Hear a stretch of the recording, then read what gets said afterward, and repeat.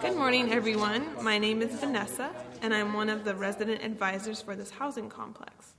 I'm a senior at the university, and as a resident advisor, I'm responsible for making sure that everyone who lives in the dormitory area has someone to go to if they have questions, problems, or needs any kind of help. Now, as a first step, it's quite useful to have a look around the area. It's not too big, and a short tour will help you get a clear picture of what is available and where it is. So, first of all, as you know, this is one of our dormitory buildings, and it's called West Hall. There are two main dormitory buildings in our complex, and the other one you can see just next to us is called Blackwell Hall. That's black as in the color, and well, W-E-L-L. The reason we don't call it East Hall is because the second hall was built using a donation from one of our alumni, a local businessman named James Blackwell. And because of this, we named the hall after him. Okay, so we are at West Hall, and this road ahead of us is called University Road. There isn't much car traffic on this road as we don't allow students living here to have cars. Of course, there's a good bus network, and many students find that bicycles are usually adequate for traveling around the area. If you look across University Road, you'll see 3 buildings, 2 in front and 1 more behind them. The one you see on your left is the laundry building. There are many washing machines and dryers for you to use to wash your clothes. It's not too expensive, and it's open 24 hours a day. To the right of the laundry services building is the student service office. This is an important place for you because this is where you go if you have any problems with anything related to your housing, studies, anything at all, really. Finally, behind these 2 buildings is the study hall. It's nice and quiet there, and many students like to go there while they wait for their laundry to finish. There's no library there, I'm afraid, but as you know, the university campus has many libraries. This study hall is just a quiet place to read or study.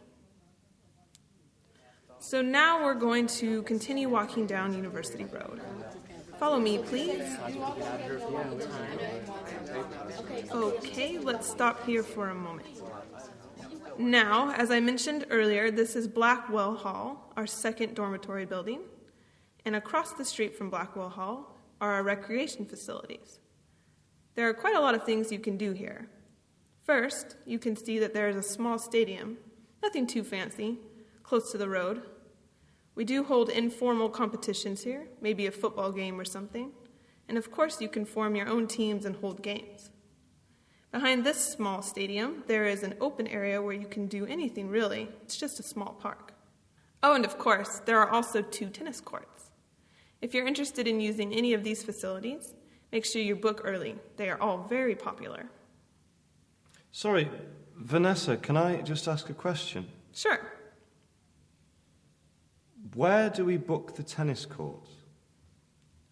You can book both the tennis courts and the stadium at the student services office.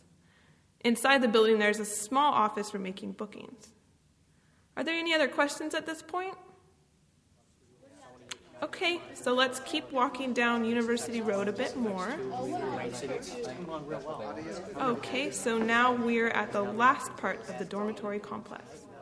As you can see, University Road ends here at this T-junction.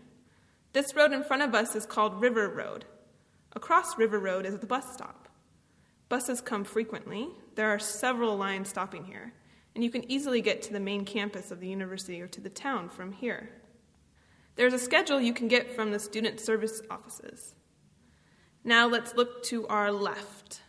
The building here, right next to the recreation area, is the bookstore.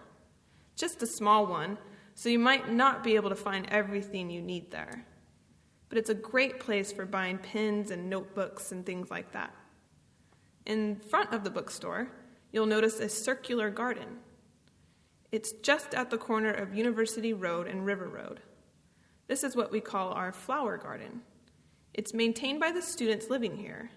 Everyone does a bit of work on a voluntary basis. Again, if you're interested in helping out, you can go to the Student Service Office building. Just on the opposite side of the flower garden, you'll see a bicycle parking area. As I mentioned earlier, residents here can't use cars. Most people get around by bus and bike. There is always someone on staff watching the bicycles to make sure they are not stolen, but it's still a good idea to use a bicycle lock when you park here. Finally, behind the bookstore and the bicycle parking area, you can find the dining hall. Inside the dining hall, you can get many different kinds of food. It's much more than just a cafeteria. There are a number of outlets offering cheap and healthy food, and you can get a range of different cuisines from all over the world.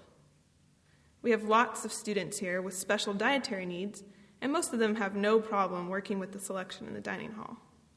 Again, if you do have a problem with the food selection, you can talk to me or go to the Student Services Building.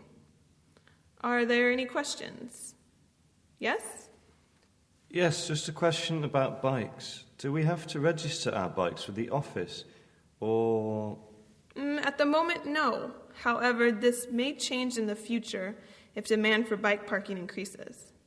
At the moment, you can just park your bicycle. If you have guests visit you, they can also use the parking area. However, keep in mind that if you park your bike in a non-designated area, security may take it away. If this happens, again, go to the student service offices. They can help you. Okay, now we're going to walk back to the West Hall, and I'll give you a look around the dormitory rooms themselves.